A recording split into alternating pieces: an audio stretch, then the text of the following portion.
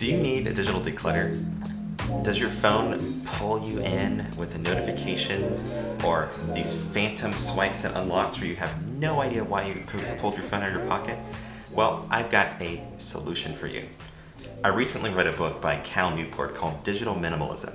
That book had some very radical ideas on how constantly being connected can rob our ability to really balance high quality and low quality leisure.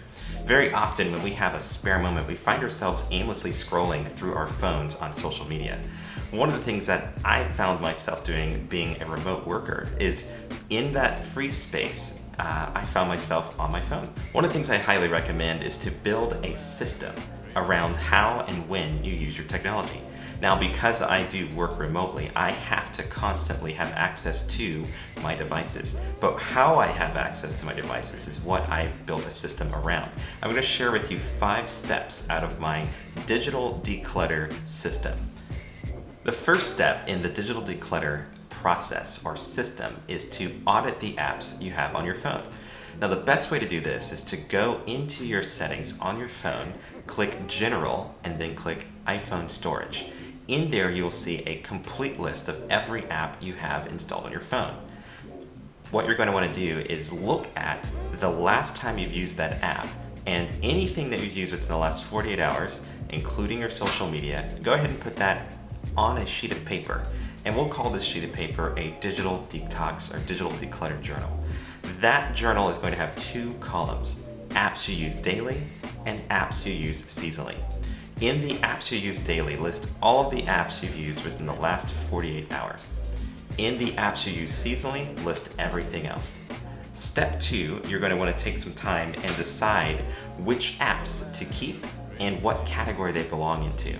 Now, I like to break my categories up into a number of areas. So I have apps I use for work, I have apps I use for productivity, right? I have apps I use for travel, and even apps I use for food. Whatever the categories are, you're going to want to now sort those apps by those groups. Now, you can do that by creating folders on your phone and rearranging them to fit in the proper category. Now, I go into this in more detail in a guide that I made available for download. If you go to askmikegonzalez.com/digital declutter, you can access the guide that will give you step-by-step how to determine and organize the apps that you use daily or seasonally. Step 3 is to then schedule downtime for both the week and the weekend. Now, what you have to do in order to schedule downtime is first you have to decide what times do I want to have time to focus, and then times I don't mind receiving a notification or having access to certain apps.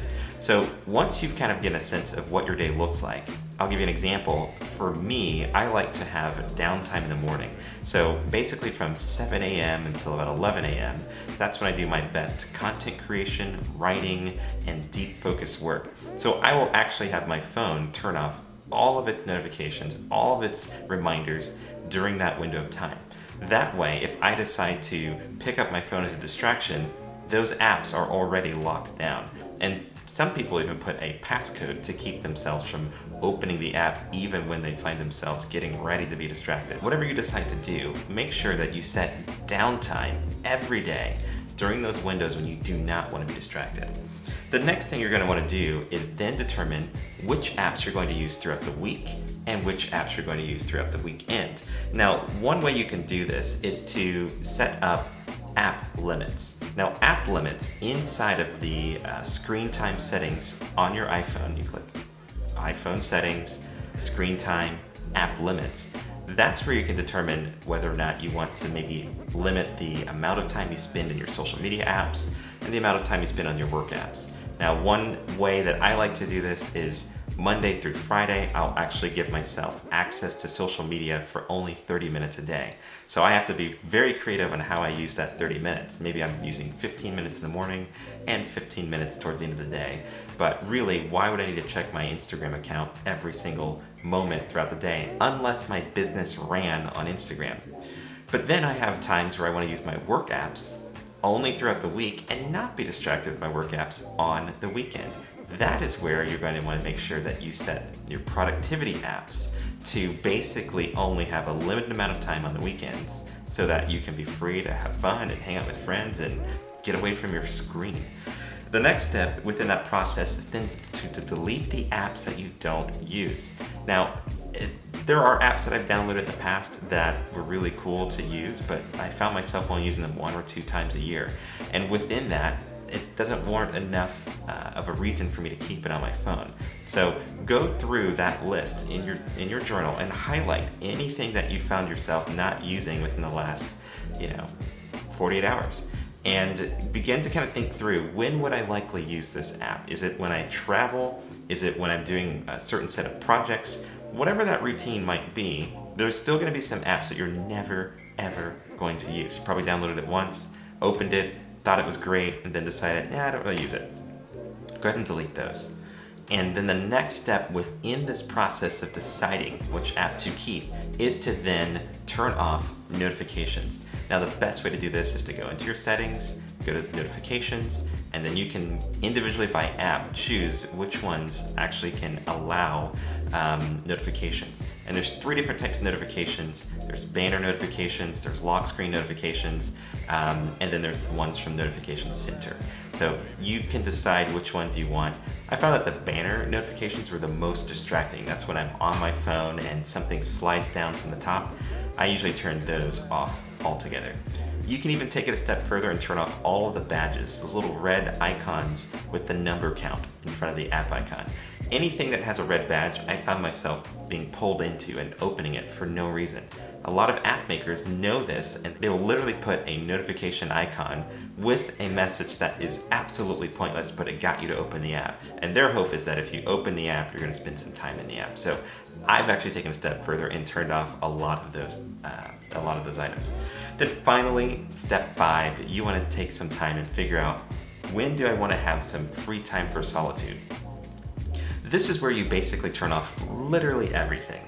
You can actually lock down your phone so that even the apps you use for work and even apps you use for social media don't turn on.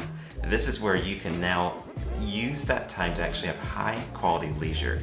Maybe go take a walk, ride a bike, do something fun with some friends, but stay off your phone. So what I like to do here is I will set up my downtime on my phone and my app limits. Now, the difference between downtime and app limits is that app limits only limit the duration of which you can use an app, but downtime actually shuts down the phone so that even the apps that you have limited access to don't open during a certain window of time.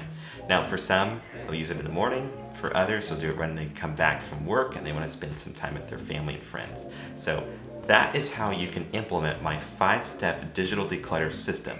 I'd love to hear how it works for you. Leave your comments below in this video or on the blog, depending on where you're seeing this video. I'd love to hear how it worked for you. If you'd like a more detailed step-by-step version of what I just walked through, go ahead and click the link in the description and it'll take you to my blog, which will show you step-by-step everything I did to implement my 5-step digital declutter system.